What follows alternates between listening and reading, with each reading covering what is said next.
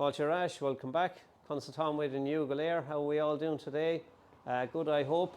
Now, I'm back in McCardle Narish. I'm back in my workshop again.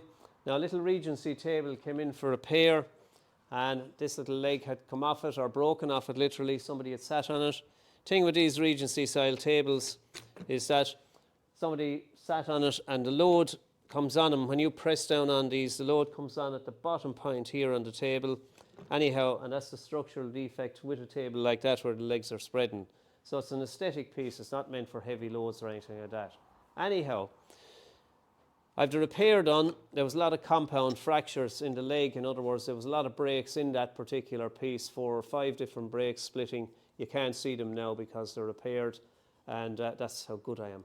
Anyway, that's done there, and has a mortise there, and it has a tenon on the end. Now, some people have a go, and quite rightly, they incline to think when a leg gets loose on a chair or a table, they might knock a nail into it. Now, that's a no-no. The next best culprit, of course, is to drive a screw into it, and they put the screw in from underneath there where it can't be seen.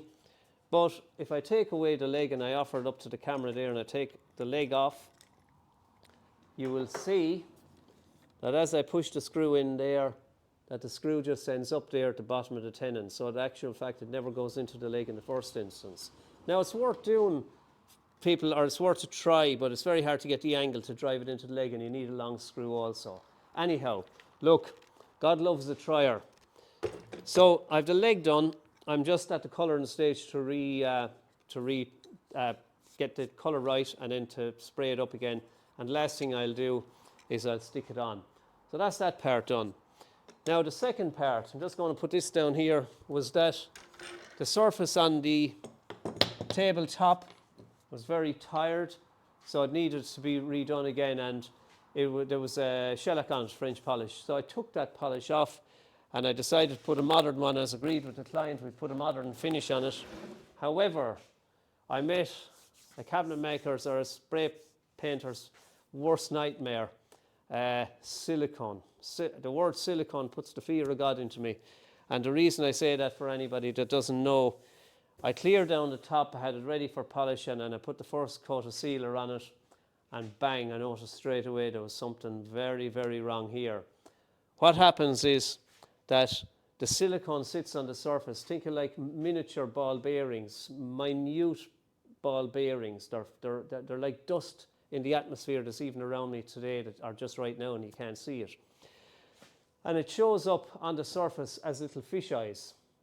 In other words, you'll see loads of little fish eyes bubbling through the surface there, like pock marks on skin. That's exactly how they look. And it's a nightmare. How did that happen? Why did that happen? Because when the piece came in, a person might be going along and they're spraying Pledge onto the surface to keep it clean and to polish it up. And guess what Pledge contains to release it out of the tin? Silicone. It's your worst nightmare. Now, part of my workshop is probably contaminated at this stage because I'm standing on it. It's in the atmosphere around me. It is extremely difficult to deal with it. So even though when I had the first coat on the top, I had to remove it again. I had to then make sure that it was in a situation where it was washed, it was clean, and I actually went outside just to give it a coat to see would the silicone show up on the surface again.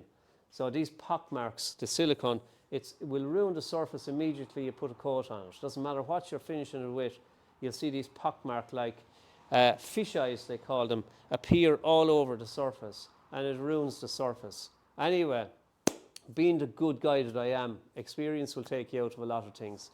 I've met it before. I haven't met it, thankfully, for over 30 years, but I met it today. It came in with the piece, and I had forgotten. Renomé Darmot, I forgot that a piece of furniture coming in could contain silicone on the surface. There was the cause and the solution. Then you get the frustration first, and then you have to say, right, how do I deal with this? You deal with it and you get there. So that's my tabletop now. I have it finished at last. I have a lovely surface on that there. It's ready to be popped back on again. Got it done and dusted. Solved me a little issue for now, and for this little job I can pop that back together again and let the client go away. but it's an issue. I'll have to clean the floor, sweep it, probably wash it. It's still in the atmosphere around me, but I'll just have to do my best to try and get rid of it. Anyway, Mahuas Faken, good on you for looking. Fekin Tugaloo, we'll see you soon. Tug the buggy. Take it easy. It's long a fall. Bye for now.